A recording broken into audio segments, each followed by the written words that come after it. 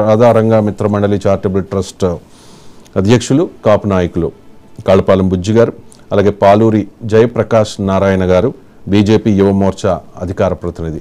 మరి కాసేపట్లో జాయిన్ అవుతారు అక్షర సత్యం గారు, జర్నలిస్ట్. జయప్రకాష్ నారాయణ గారు, బుజ్జి గారు నమస్కారం. ముందుగా జయప్రకాష్ నారాయణ గారు, ఇప్పుడు బంతి బీజేపీ కోర్టులో ఉన్నది. 2019 ఎన్నికల్లో 100 కంటే తక్కువ ఓట్లు వచ్చి 2014లో అప్పుడు ఆంధ్రప్రదేశ్ తెలంగాణ విడిపోయినప్పుడు చాలా హామీలు ఇచ్చి ఆ తర్వాత వాటిని విస్మరించి, ఒక రకంగా చెప్పాలి అంటే ఆంధ్రప్రదేశ్ ప్రజల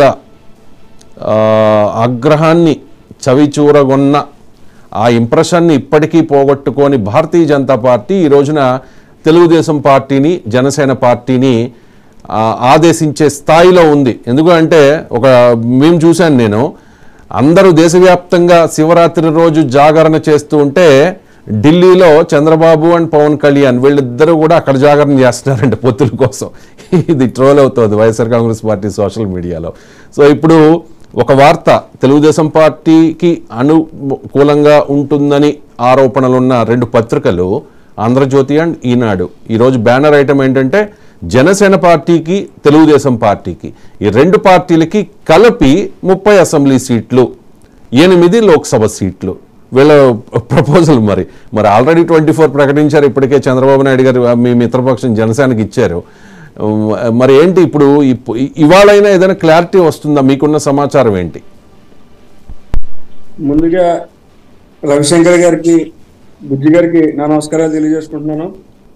మీరే చెప్పారు, పొత్తు కోసం రాష్ట్ర టీడీపీ అధ్యక్షులు మాజీ ముఖ్యమంత్రి నారా చంద్రబాబు నాయుడు గారు, పవన్ కళ్యాణ్ గారు ఈవేళ అమిత్ షా గారు అపాయింట్మెంట్ కోసం వెయిట్ చేస్తున్నారంటే దేశ ప్రయోజనాల దృష్ట్యా 2014 నుంచి ఏ విధంగా దేశం అభివృద్ధి చెందింది, అదే విధంగా చంద్రబాబు నాయుడు గారు ముఖ్యమంత్రిగా ఉండగా మనకి అనేక సంక్షేమ కార్యక్రమాలు, అనేక ఇన్స్టిట్యూట్స్ చాలా పెద్ద ఎత్తున మన రాష్ట్రానికి అందించడం జరిగింది.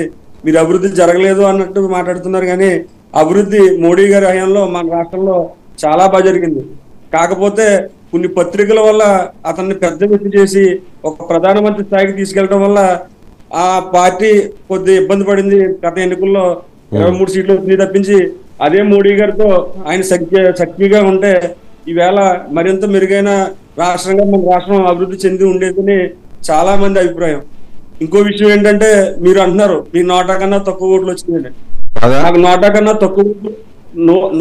తక్కువ ఓట్లు వచ్చినా కూడా ఈవేళ భాజపా మొత్తం ప్రపంచంలోనే అతిపెద్ద పార్టీ.